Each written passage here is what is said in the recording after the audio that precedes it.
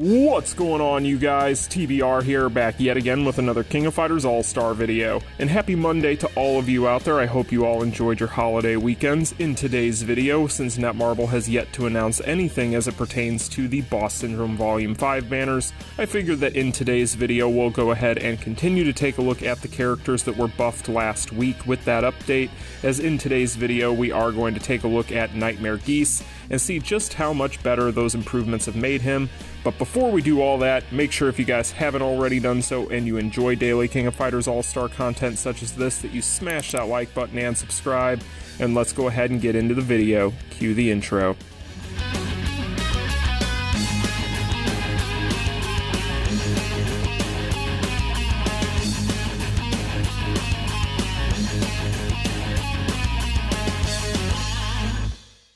Alright, you guys, so as I mentioned in the intro to the video, we are going to be taking a look at the buffs to Nightmare Geese in today's video. So for those of you who are curious, we have already taken a look at the buffs for Boss Syndrome Krizalid. We did that last week, link will be in the description. And if you guys want a full in-depth breakdown on all of these Boss Syndrome characters pre-buff, then you can take a look at my spotlight videos on all of these characters. Links will be in the description as well. But with all of that being said, in today's video, we're just going to go ahead and focus on what the buffs were and how they affected their in-game performance for this character specifically. So we are going to be taking a look at Nightmare Geese against Omega Rugal on expert difficulty, of course, in today's video as well, and I will show you guys a little bit of footage there. But before we do that, let's go ahead and take a look at what the buffs were and just how they have affected this character. So in order to do so, the first thing that we're going to do is we're going to take a look at the cores, because there are two core buffs that were given to Nightmare Geese. So let's go ahead and start out with the first one, and that is going to be Leader of the Howard Connection. So as you guys can see here, originally when this character was not buffed, you can see that his increase to his active skill damage was set at 50%. However, now it is set at 100%, so basically he now increases his active skill damage by 100% when attacking enemies affected by shock or darkness. So this is a whopping 50% multiplier increase for the buff. This is a very nice little buff. In general, this character's biggest issue, and I had mentioned this going into the buffs, this character's biggest issue has always been the fact that he doesn't necessarily offload as much damage as you would like to see from your Boss Syndrome characters, and in general this has helped this character out in a huge way, and you're actually going to see in the footage when we get to the Guild Raid Omega Rugal run that this character's damage output has increased significantly, and a lot of it has to do with this particular core here, but we do have more to talk about. This just tends to be one of the biggest changes to him as far as his overall damage output is concerned, and considering the fact that that has been historically his biggest issue, this is definitely something that is welcome and you love to see. Now, as far as other changes that were made to the cores on Southtown's Nightmare, the first line of text there now reads a 70% chance to reset the blast active skill cooldowns upon landing Baiken on a cooldown of 10 seconds. There were actually two changes made to this particular line of text. So as you guys can see here, originally it was set at 50% chance for you to reset those blast active skill cooldowns. So we have jumped up 20% with the latest buff, and then you'll also notice that the cooldown on this particular line of text has been cut in half from 20 seconds down to 10 seconds. So in general, that's going to do it for the core buffs with this character. As you guys can see, he is going to be more reliably able to spam his skills now, thanks to the fact that he has an extra 20% chance to reset the S1 and the S3 respectively after using his S2, and it is going to be a skill that he can now throw out there even just that much more and have that ability to potentially do that because that cooldown has been cut in half. So basically, you guys, all of this is to say that this character is going to be able to output damage in a much more reliable fashion than he was before. However, it does continue to get better for this character because that is not the only thing that they have changed with this character.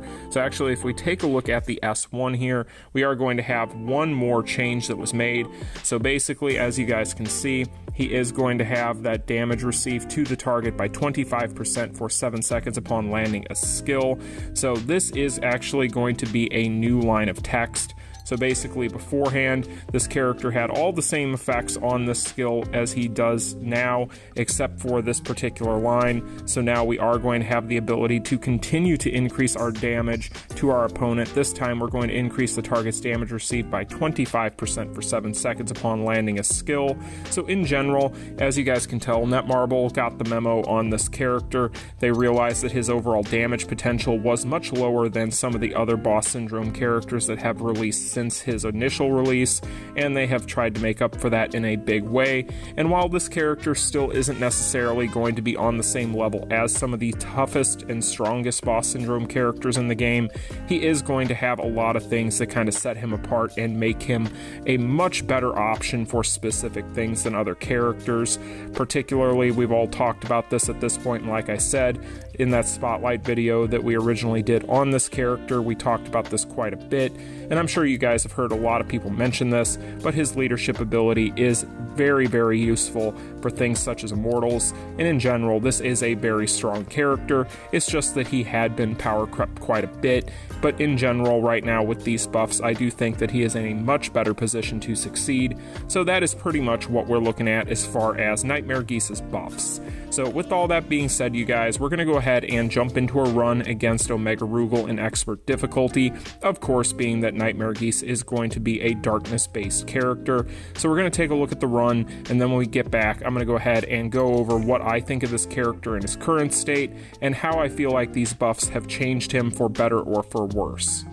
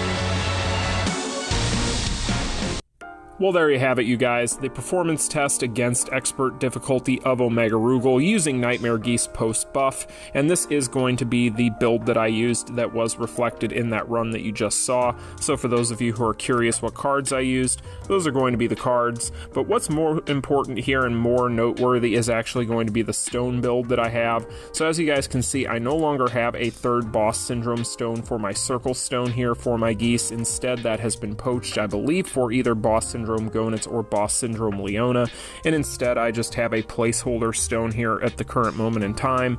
And then as far as my Star and my Moon stones are concerned, I do have an Attack Darkness Star stone, but this Moon stone here is going to be HP based. And then these other two stones here, as you guys can see, these are just going to be your Volume 2 attack stones, and that's what we got for the build. So there's plenty of room for improvement with this character, even based on what you just saw against Omega Rugal. In the end, you guys, as I've mentioned, this character's biggest issue and his biggest downfall has always been his overall lacking damage output by comparison to some of the other options out there. When it comes to Nightmare Geese, this is a character that is a very steep investment proposition, considering the fact that he is going to be a previously released Boss Syndrome unit who is no longer currently available, and being that he is a limited banner character is going to require quite a bit of investment to fully build. And for that investment, I don't necessarily think that I can, in my good conscience, give you guys a recommendation to build him at this point. I just feel like there are better characters that have been released subsequently since his original release, and even characters that are going to be excellent budget options for Darkness. So if you're somebody that is looking for a Darkness wielder, this is still going to be an extremely potent user. However, this is a character that, in my opinion, if you're really just looking for help against expert difficulty against Omega Rugal, there are going to be far cheaper and better options out there. Instead, this character, in my opinion, is going to give you the best results for your account in things such as Immortals, where he is going to be an excellent leader in general when it comes to that leadership ability, as well as things like Time Attack. However, when it comes to this character's leadership ability as well, he is also going to be a character that has been a little bit power crept even by characters that share the same typing as him, such as SS Yuri, so there are going to be far better options out there at this point. However, this character has improved quite a bit from his original version with these new upgrades, and I do think that if you're somebody that already had invested in this character and has had him laying around your account, you're going to be very happy and very pleasantly surprised with the changes. But that is what we have to see when it comes to Nightmare Geese, you guys. I hope you all found it informative. You let me know in the comment section down below what you think of this character after his buffs. Now, I know a lot of people out there right now are worried about and wondering about what the next Boss Syndrome banner is going to be, but I get the feeling that Netmarble is still on vacation for the holiday over at the offices, so we're just going to have to wait one more day to get an announcement on this. We should have something in the morning, and of course, as you guys are fully aware, I will be bringing you any updates on that as it comes out, so be sure to keep it tuned in here to the channel if you're curious about the details on that, because I will bring those to you guys as soon as they are available.